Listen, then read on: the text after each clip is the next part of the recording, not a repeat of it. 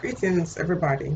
Today we're going to talk about race relations in America, North America, in Europe, wherever these situations pop up. And they pop up in even Caribbean areas. Of course, they're in Africa. These conversations must be had. When you're in the skin that I'm in, wherever you are in the world, the story is the same. So if you're in Haiti, or if you are in Australia, or if you're in England or America, wherever you are, the problems, we have an understanding with each other when it comes to the way we are treated as a people. Now, one of the biggest problems we have is denial, not just us as African people, but persons who are white supremacists, or others who say, I'm not so extreme, but they fail to understand that by you standing by and doing nothing, you are culpable. So for the white folks who are close to black folks, who love our different cultures and love, black men and women and are married to black men and women, they don't understand that for as long as you have a mixed race child, or a black man or woman as your partner, and you continue to stand by and not do anything about racism, then you are equally responsible. Now, as I said yesterday, it is not the average white person or Asian person or whomever shows racist acts towards black folks. But for as long as you remain silent about it, you are a part of it.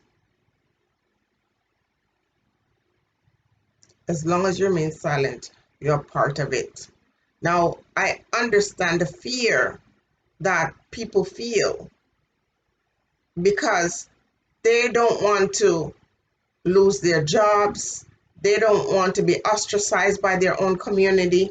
They don't want to, suffer the pains that we go through.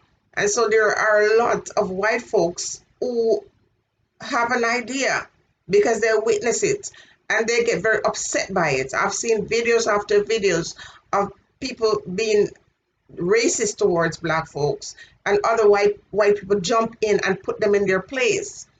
So that goes to show that not everyone is of the mindset, but not enough people are doing more to change this. So we as a people are now fed up. And what I want to say to the world governments and to white supremacy, the time here and now is different in the sense that the attitude of African people around the world is changing. When folks were forced out of Africa, taken on these ships to the different parts of the world, imagine the fear, especially if they didn't see gun or no gun before and had this, light up in front of them. Of course, they'd be terrified. When you take them from Africa and bring them to places where they didn't understand the language and separated them from each other so that they couldn't communicate, of course, there's going to be a level of fear. If this happened to you, if this were to happen to you, English speaking person right now, where folks came from out of nowhere, let's call them aliens, and took you and your children and transported you in whatever method of transportation and took you elsewhere in the world where you didn't understand the language, you were separated from your children, separated from, all that you know, you'd be terrified. And so these folks from, Africa, our ancestors, they were terrified, they were afraid. Pretty much like the indigenous people, they were scared. They didn't understand what was happening to them. This is a different time. And so, as much as black folks are also in denial, white people are in denial. Either you're in denial or you're not trying to be honest with yourself, because nothing really have changed. The face of it changes. The methodology changes. But in terms of the system, it's still the same. Now let me share some concrete evidence. I was privileged to be in a room with some people, predominantly white folks, and we were given the opportunity to talk about race relations. And that day, it was a rude awakening. Because growing up in Jamaica, I didn't know about racism. I knew about classism. I knew that prejudice existed. But, I realized people who were poor were treated worse than those who weren't. That's not to say there's not banter between black folks and other persons of, other race. Like people saying you're black like midnight, you're black and ugly, anything that's not too black is no good. But you are also hearing these same things from your own people, because they internalize that. They heard it so much that they internalize it. And now you would hear black people saying these things to other black folks. You would hear people telling their children, you don't have good hair. I don't like your hair. Or this one has good hair.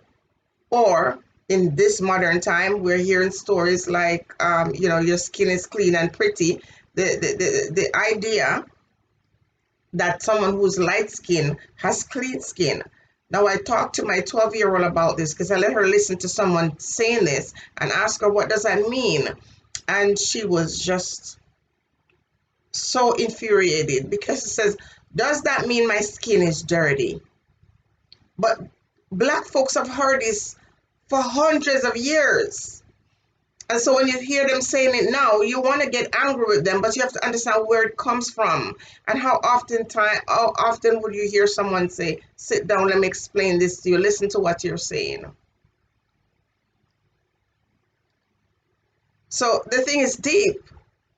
And one of the things that I noticed while we were in this setting, having this discussion, people got so angry on both sides. And one of the reasons why the black folks were so angry is because they were silenced. Folks were in complete denial. White people didn't want to hear that racism still existed in this world.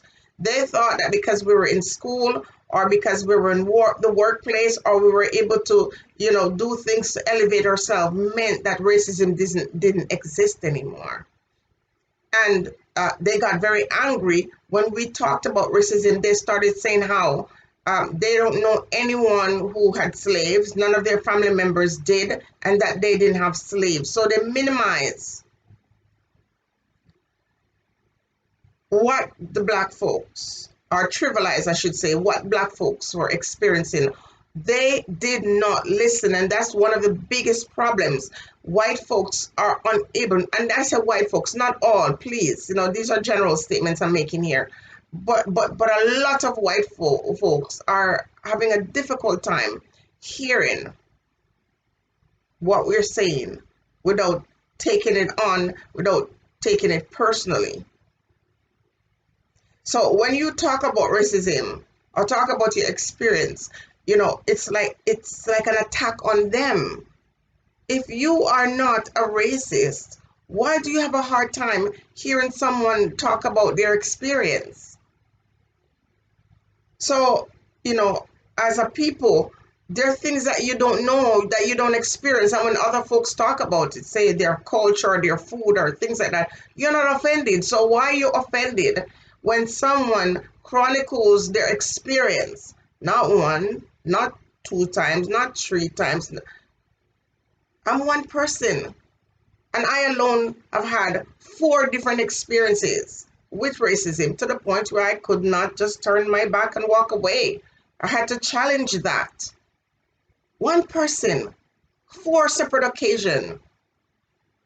Now, you can't go to folks to force people to listen to your story without evidence. Nobody wants to hear how you feel. They want to see what you're talking about, and I appreciate that. And I'm going to be honest with you, in every situation or circumstance where I presented my case or presented my story, folks who listened did not say I was lying because it was very evident that I was telling the truth. What I want to say to white supremacy is that people are changing. Black people are changing. Our youths are growing up in societies where they were born, where sometimes their parents were born too. And though our link is always to Africa or some of us from the Caribbean, the kids understand these spaces as home. Their parents might never see it as home, but our kids see it as home. And because they see it as home, they're not going to accept the fact that they're outsiders and they're often treated like outsiders. People, I'm telling you, the thing out here is real. And until people can sit down and have a real conversation, really sort it out, it is not going to change. It's not a time for you to talk, it's a time for you to listen. Because now you have done enough, you've caused enough trauma, and now Black folks are ready to talk and you're going to listen. Now, one of the biggest mistakes I see, across the border is that the same methods are being used. Whenever a Black person is violated and the Black person comes out to resist, then the army is called out, the police force is called out. The methods of brutality are measured out against Black folks. And there will come a time when people will not be afraid to die. Because if you live in a world where you have to think to yourself, when will it be me? When will I be next? After a while, when you're living with that type of reality, you become reckless because you realize that, well, let me enjoy my life right now. Let me just do whatever I feel like doing. And at some point in the line, it's going to be you against me. And we all want to live. And the average person, when their life is threatened, they will fight back. And that's where we are at now as a people. We're going to fight back. You can't expect to continue using violence against Black people and expect them to just cower. It's not going to work.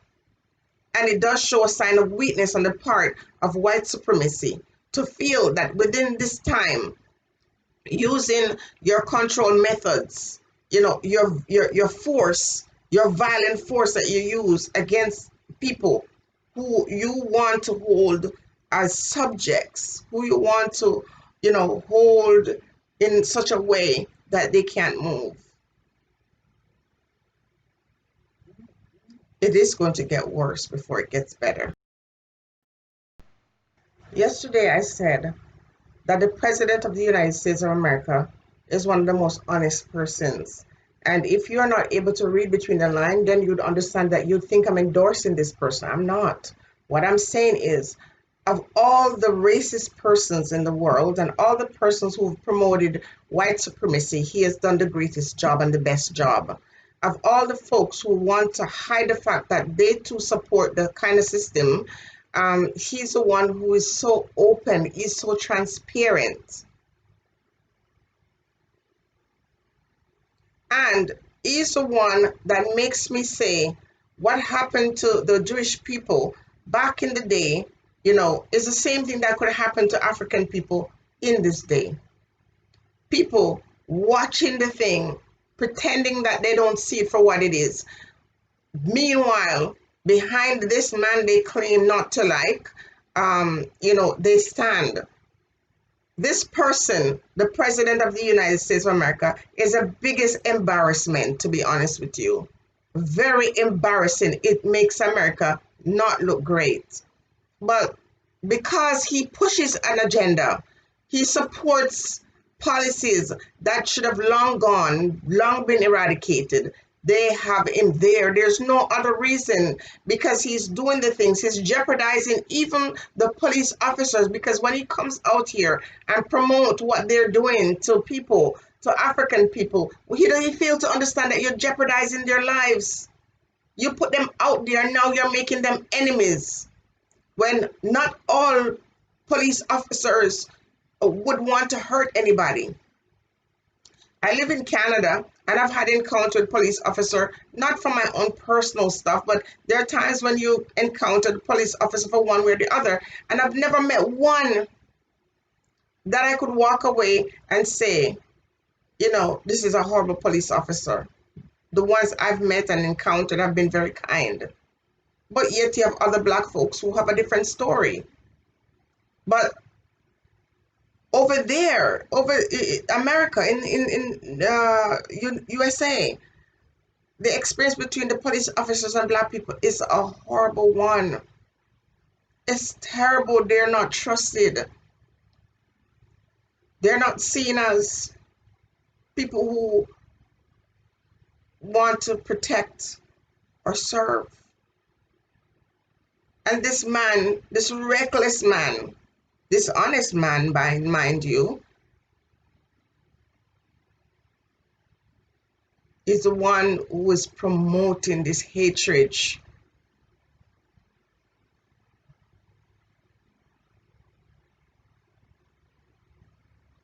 on the world stage. And yet we are still in denial. White folks want to still say that these things don't exist. And when you look at, opportunities that are available to black persons in this space, when you look at work, you look at career choices, you look at mental health issues that black folks have, care that they get, medical care that they get. For example, if you're a person with mental health problems here, the treatment is completely different.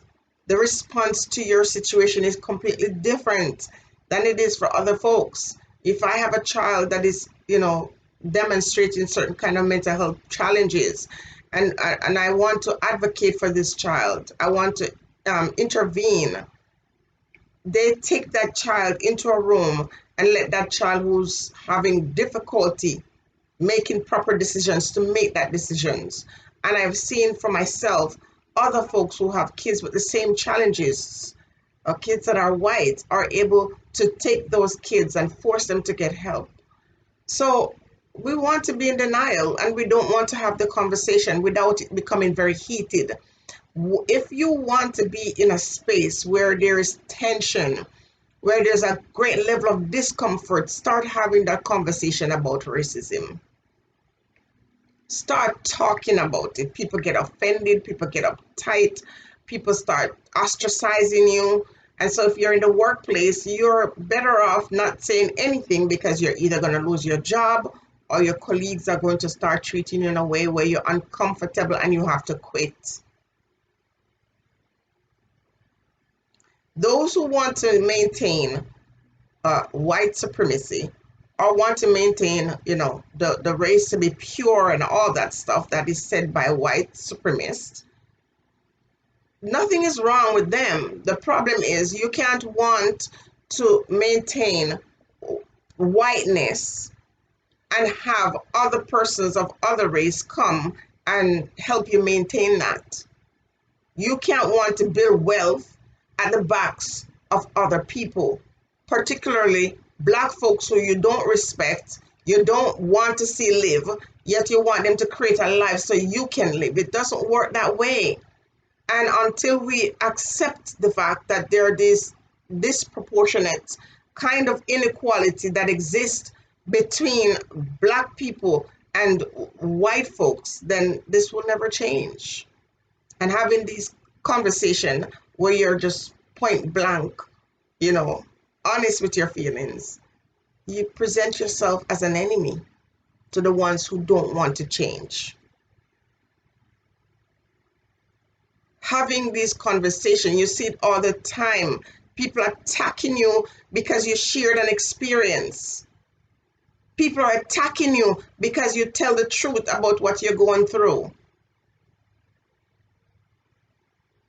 And yet, the ones who attack you when you're saying, listen, the inequality that exists between myself and yourself, needs to go. These are the same ones who want you to come and support them when they have their own agenda. These are the ones who all of a sudden, come and say, we support you. Now, there are white folks who support black people from the beginning of time, from slavery, jeopardize their own lives to support other black people. And if you look at these kinds of white folks, they tend not to have a close relationship with some of their families. They're more closer to African people than they are their own. Because once they recognize the truth and they bring it up in their own circles, then folks don't want to be friendly with them anymore, because people feel comfortable in their silence, or they're comfortable in their denial. And this is not the time to be in denial anymore. And black people more and more are being unafraid to speak their truth and to stand up. We are from a long line of freedom fighters, very bold and strong people. And even though we still seem quite frail and we still have a far way to go, and because of the indoctrination all the years, you still got black folks who say to you, don't say that. If you say that, you're going to get in trouble. Or if someone, victimize you one way or the other and you decide, I'm not going to stand for it, they'll tell you, no, stop, be quiet, because they're worried that you're going to make things bad for themselves. But it's time for change. It's time for change. We can't stand by and watch another brother or sister get murdered. And this thing with George Floyd is the worst. I still have not watched the video. I've heard people talking. I still cannot watch the video. I cannot, because at that point,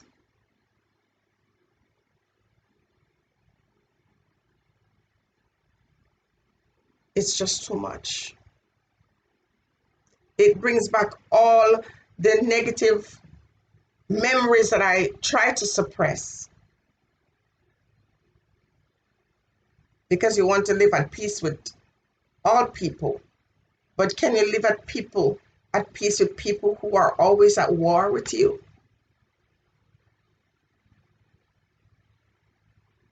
I respect the Canadian Prime Minister and his father before him, Justin Trudeau. I respect him because he's an honest man and he has decency and integrity. And I don't always have the best things to say about politicians, but he's different. He's a different person, and I respect him for that. And many don't like him because he speaks the truth. Racism is here, and it's not really different. It's just changed over time. It appears a different way, and if you look closely, you'll see. My friend Empress showed a picture with slavery then, and the images of slavery then, and the images today, and they're not different. And I'm saying it's worse, because back then, when they had black men on the auction, selling, there was no denial, there's no pretense. There's, that truth, that hatred that was shown them. The dangerous part of it now is that the same feelings or sentiments are there, but now we're hearing different soft, beautiful words and smiles and embrace that are not real.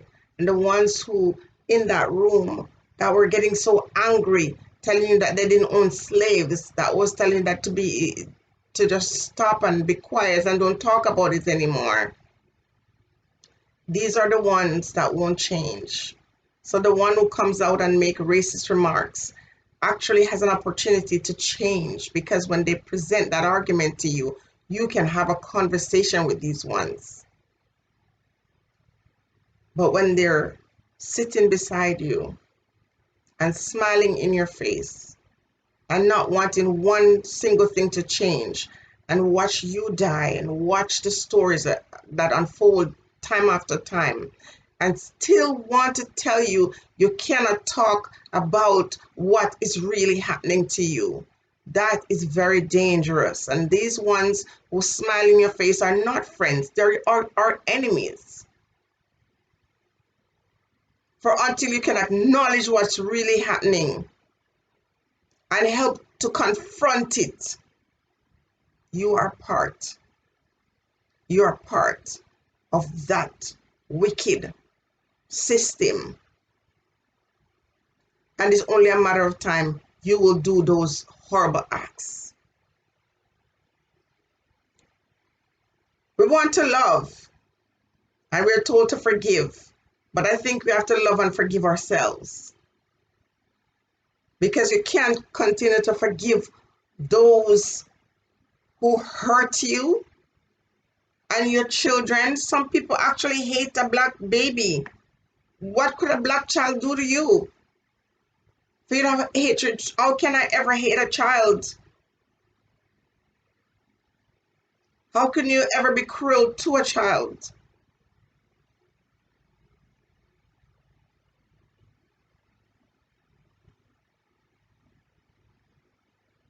We can't even talk about the way we're feeling without people getting into their feelings. We're expected to go through this and just be quiet and smile and turn the other cheek. Well, we had enough.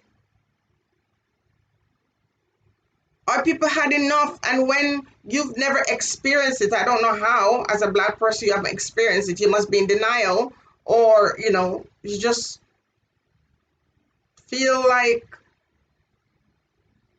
you deserve it. Because there are black folks who feel like, well, I'm just grateful to be living in these parts. Who am I to complain? Or some of us are a part of it. Some of us still play the role of a slave driver, and we will sacrifice our own just so that we can get ahead. But change is coming, whether we want it or not. Change is coming. Change is coming. Change is coming. Stay blessed.